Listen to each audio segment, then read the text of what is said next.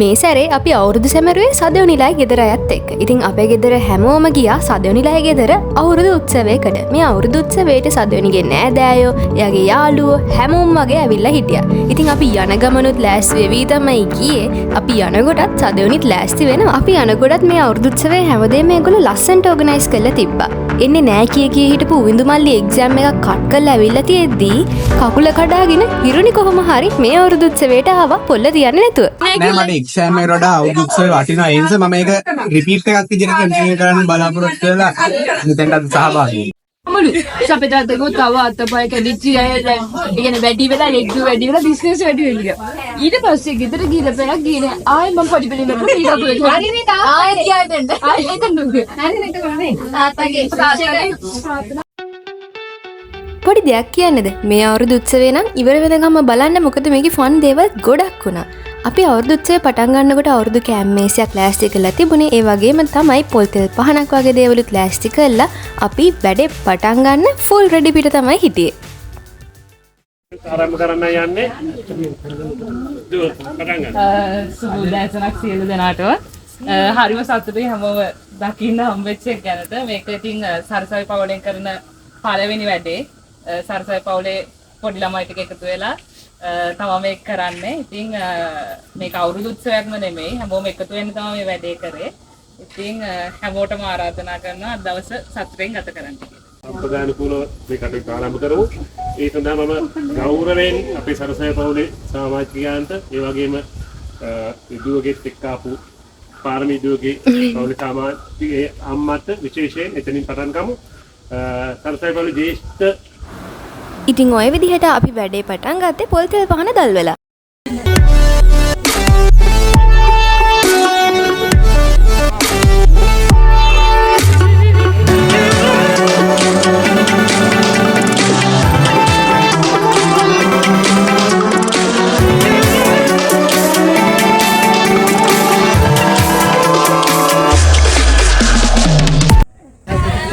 කරුණාවෙන් අවධානය දෙන්න සදවනිට. බනිස් කෑමේ මහා සරසවි බක් මහවලට ප්‍රථම ජන ක්‍රීඩාව ආරම්භ කිරීමේ සියලු කටයුතු සූදානම්.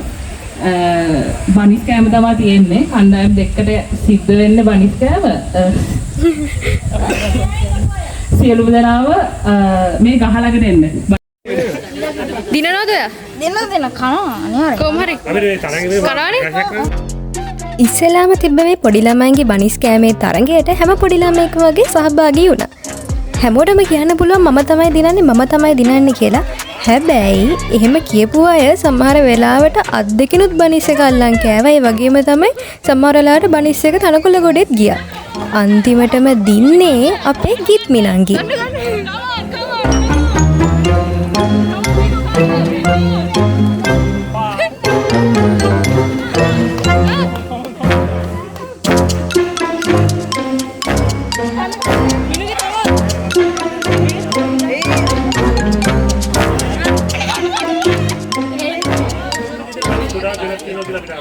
ඊළඟට තිබ්බ ලොකු ළමයින්ගේ බනිස් කෑමේ තරඟය මේකට හිරුනි නොන්ඩික ගහ තමයි ආවේ.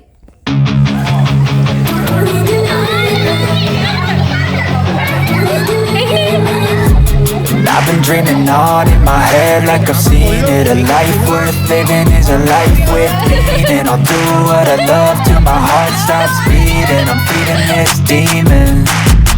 Got a taste, can't erase bitterness in my face. Work a job every day till your dreams fade away. Like a card, never change. Play the game that we say. I need a break. හිරුනි බනිස් එක කන්න ඇවිදගෙනම ආවා. එයා එක කටට බනිස් එක කටේ දාගත්තා. ඊට පස්සේ එයා ඇවිදගෙනම යන්න ගියා. පාතාල තාල බුල රාග තාල උදේ හඹ කන්නේ සිංහල බතාල නමේ ගඩේ ඇරියස් කුණු තිරි පාල ෂොට් එක දුන්නම ඔයාට මල් මාල බොත්තම ගලවලා යන්නේ මහ මේ මාතක දැන් එකතු වෙලා තියෙන්නේ පළවෙනියටම බනිස් කාලා ඊට පස්සේ තාම කටේ තියන් ඉන්නේ කවුද? පළවෙනිම කෑව කියලා හිතන් ඉන්නේ කියලා. පළවෙනිම කෑව කියලා හිතන් ඉන්නේ කියලා. පළවෙනියට කෑව කියලා හිතාගෙන තාම බනිස් කන්නේ කවුද? අපරාධ හික්කලා දාන්නේ. ආන්ටි කිව්වත් ඒක හික් කරන්නේ. අපිම කිව්වද? ඊළඟට තිබ්බේ තොප්පි මාරු කරන තරංගයයි ගෝනි රේස් එකයි.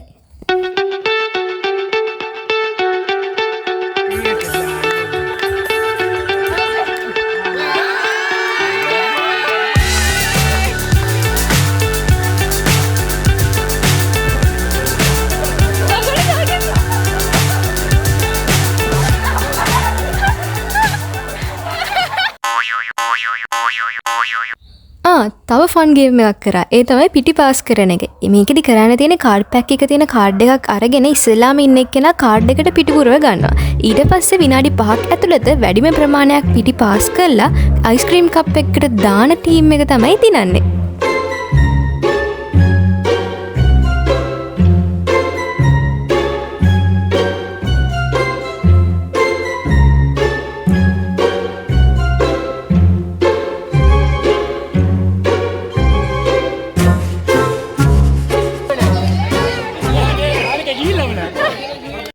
ඊළඟට තිබ්බේ සංගීත පුටු තරගය. ඉස්සෙල්ලාම සංගීත පුටු තරගයට දාලා තිබුණ සින්දු ටිකක් බෝරින්. ඊට පස්සේ DJ හිරුනි ආවා. DJ හිරුනිගේ සින්දු ටික තමයි අහන්න යන්නේ. ඕගෙන් දෙක තුනක්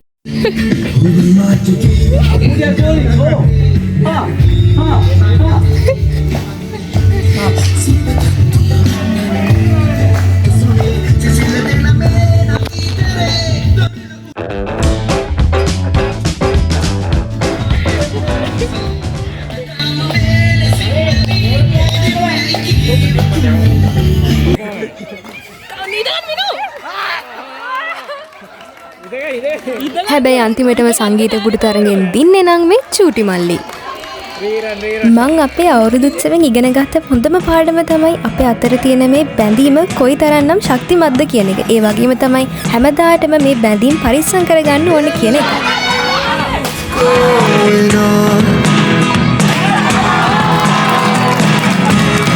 Look at me sometimes like all you want to do is run.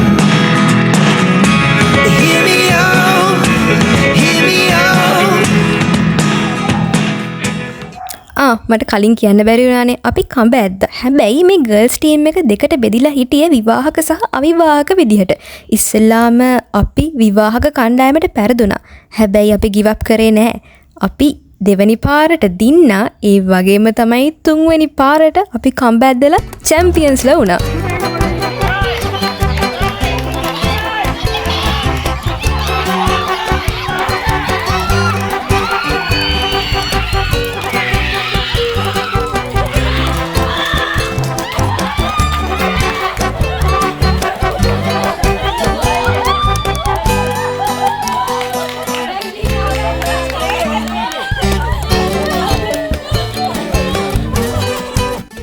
හැබැයි ප්‍රශ්නේ කියන්නේ බෝයිස් ටීම් එක නම් විවාහක කණ්ඩායමට පෙරදුනා.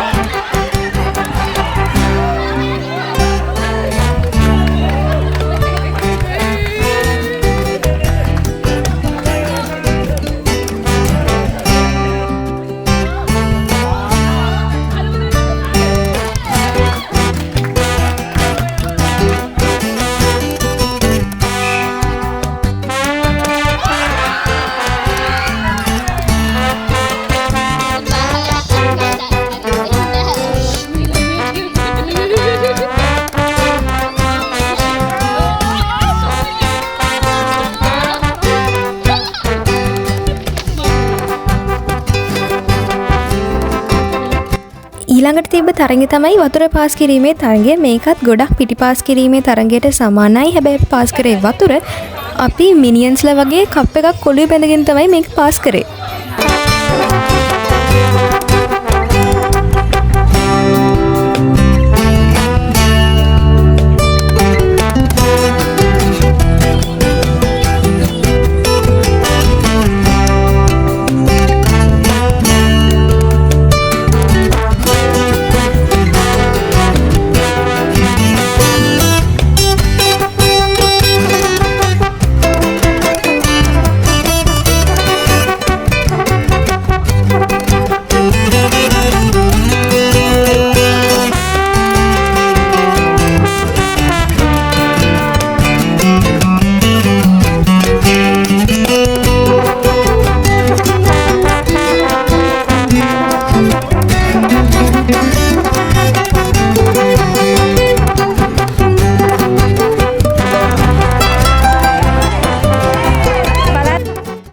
ඊළඟට තිබ්බ ගේම් එක තමයි පැණි පඹරේ. මේක කරලා හැමෝම එක එක තැන්වල විසි වුණා. සමහර අය බිම වාඩි වුණා, සමහර අය යාළුවන්ගේ ඇඟේ.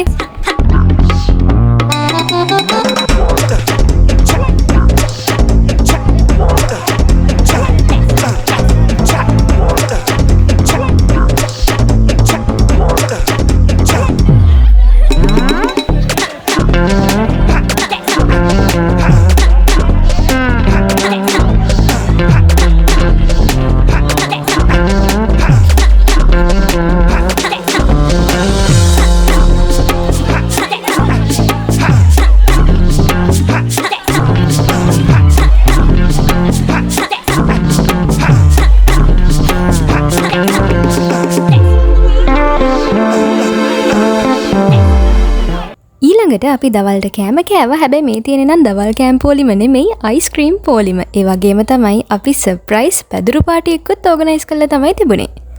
ඉතින් සමහර කතන්දර තියෙනවා, සමහර වෙලාවට අත්තම්මලා සියලා ඔක්කොම එකතු වෙලා ළමයි වට කරගෙන සින්දු කියනවා. ඉතින් ඒක මේ සංස්කෘතිය දෙයක්. ඉතින් සරසවි පවුලේ මේ හැමෝම එකතු වෙලා හිතුවා ඒ සංස්කෘතිය දිගටම අරගෙන යන්න. ඉතින් ඒක සනිටුහන් කරන් තව එක පියවරක්. සරසවි පවුලේ ෆස්ට් ජෙනරේෂන් එක, සෙකන්ඩ් ජෙනරේෂන් එක වගේම තර්ඩ් ජෙනරේෂන් එකත් මේ පැදුරු පාටිය රිප්‍රසන්ට් කරලා එක එක සින්දු කිව්වා. ඇත්තටම මේකෙන් පවුලේ තියෙන සමගිය, සාමය, එකමුතුකම මේ හැම දෙම හයිලයිට් වුණා.